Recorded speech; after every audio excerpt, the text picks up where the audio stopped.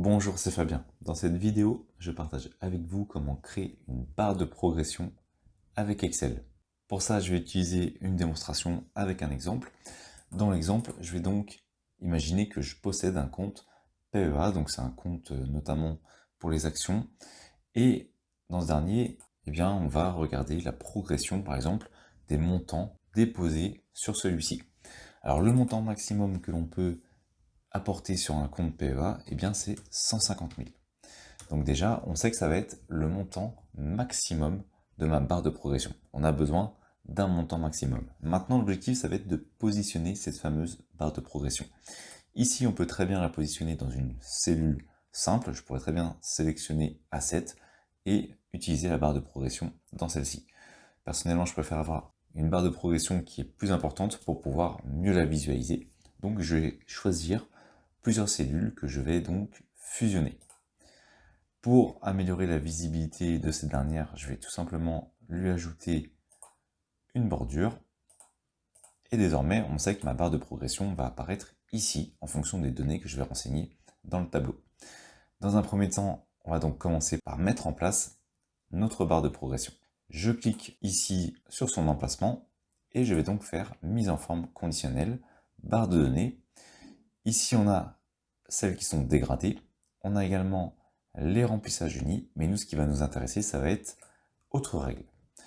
Sur cette dernière, je vais donc choisir barre de données. Je vais choisir le montant minimum. Je pourrais indiquer 0. Le montant maximum, je sais que ça va être 150 000. Ensuite, je vais devoir choisir une couleur. Alors, soit je choisis une couleur unie, donc uniforme, soit je choisis un mode dégradé, donc avec une couleur qui va se dégrader au fur et à mesure de l'avancée. Je peux choisir donc une couleur. Alors, je vais garder un bleu un petit peu plus foncé.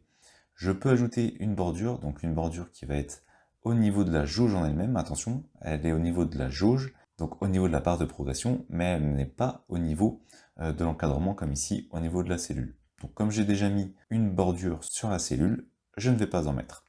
Ensuite, on a plusieurs possibilités. On peut choisir de mettre une barre de progression qui va aller de gauche à droite ou de droite à gauche.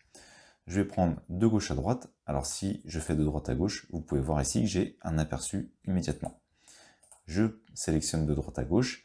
Si jamais vous souhaitez utiliser des valeurs négatives, alors dans une barre de progression comme c'est le cas ici, ça n'a pas forcément d'intérêt, mais si ça vous intéresse, vous avez la possibilité de modifier les options directement ici. Ensuite, je clique sur OK et rien ne se passe. C'est tout à fait normal car il faut que je renseigne le montant actuel sur mon compte PEA. Et pour ça, il faut que je le fasse directement dans la cellule de ma barre de progression. Je vais donc indiquer 120 000. Imaginons que j'ai par exemple 120 000 euros sur les 150 000 que je peux apporter. Et là, lorsque je clique, j'ai désormais ma barre de progression qui va apparaître.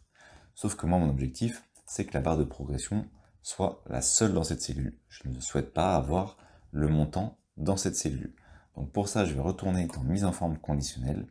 Et cette fois-ci, je vais aller sur gérer les règles. Dans le gestionnaire des règles, je retrouve ici la règle que j'ai créée précédemment. Il me suffit de cliquer sur modifier. En cliquant sur modifier, j'ai ici la possibilité d'afficher uniquement la barre de progression. Donc je vais cocher cette option. Ensuite ici, j'ai la possibilité de choisir où se trouvent les valeurs minimum et maximum. Je vais donc choisir mon tableau. Donc ici, on va tout simplement sélectionner directement la cellule qui contient l'information. Je vais choisir uniquement B3. Hop. Ici, je vais également choisir le montant minimum. Alors par contre, je vois qu'ici, il m'a pas pris le signe égal, donc je vais l'ajouter.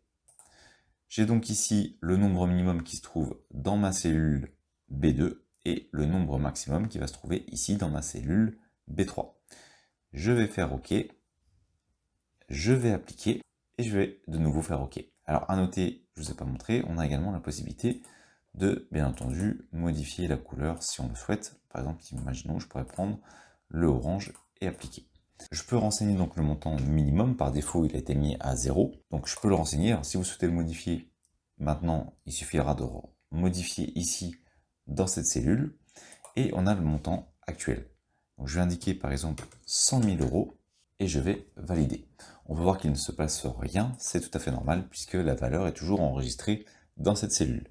J'ai donc une dernière chose à faire, indiquer que la valeur que je souhaite appliquer sur la barre de progression se trouve dans la cellule B4. Je la sélectionne et je vais faire égal. Désormais, j'ai donc une barre de progression qui va se modifier selon les informations que je vais renseigner dans le montant actuel. Si par exemple je mets 140 000 €, eh bien ça va également faire progresser cette barre. Je peux également modifier le montant maximum. Je pourrais par exemple indiquer 160 000 et ça va faire baisser ma barre de progression. Donc, je vais revenir à 150 000. Vous voyez que désormais, tous les chiffres qui font une interaction avec la barre se trouvent dans le tableau. Voilà comment on peut rapidement mettre en place une barre de progression avec Excel.